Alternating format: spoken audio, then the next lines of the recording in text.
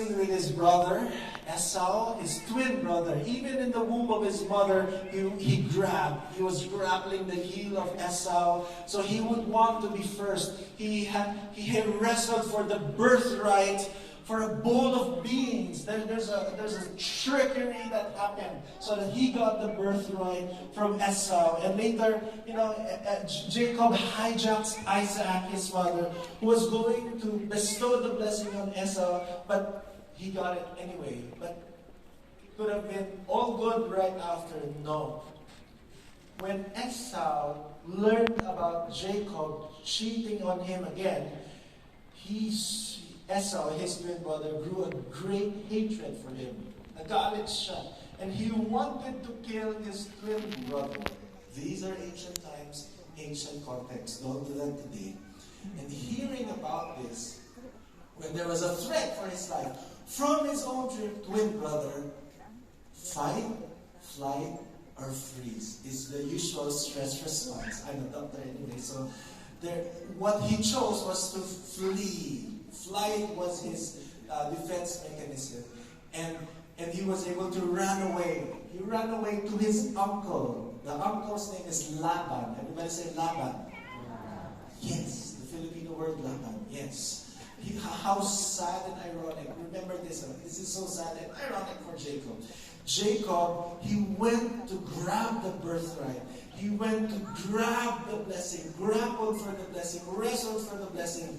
And yet, he got it. Yes or no? But did he enjoy the blessing?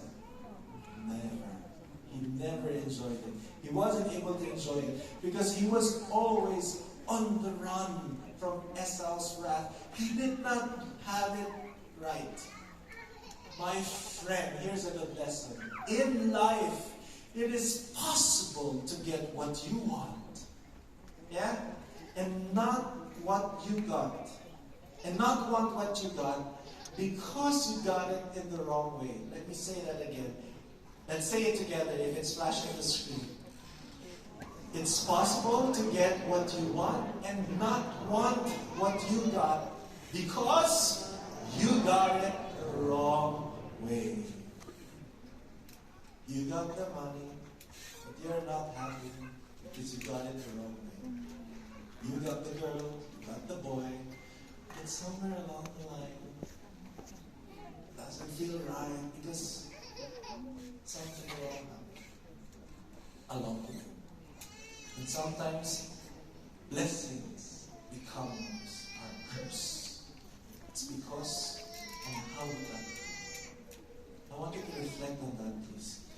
And the only way to truly enjoy a blessing is to receive it according to God's ways and according to God's time.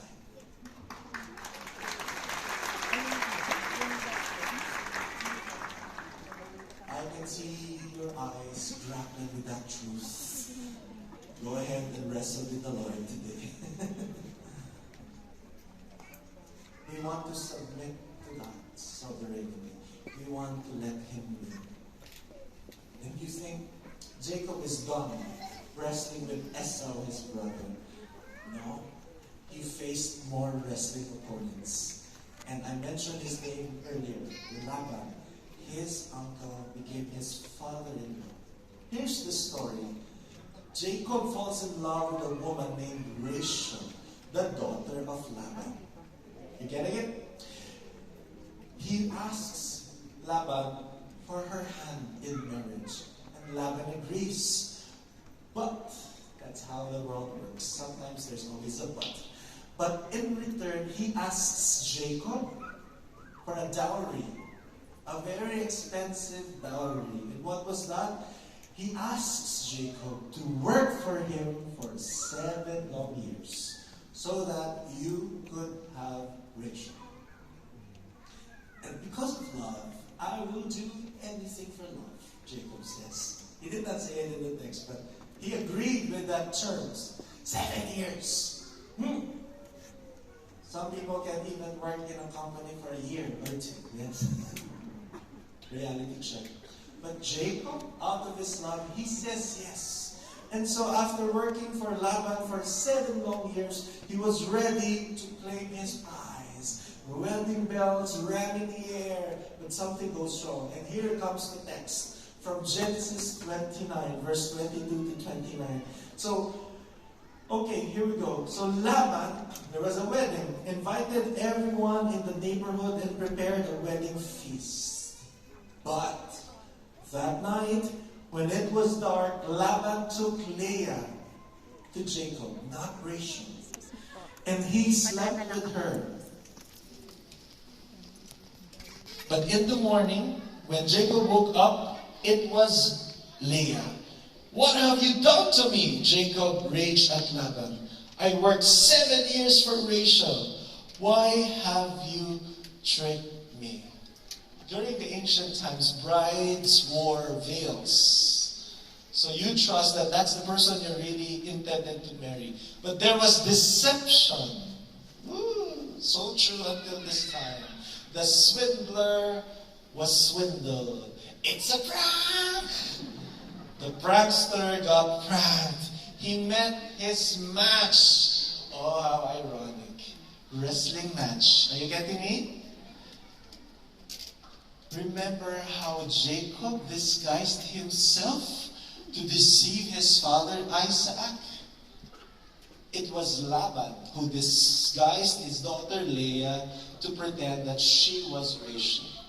And Jacob got a dose of his own medicine. I want you to take a pause here. Have you ever met your match? Did you sometimes get your own medicine? Take a look. There are still parallels from the ancient times, still happening until today. But the story is not done yet. Still full of ups and downs and wrestling matches. But I want you to take a pause. Does it still ring true to your life now?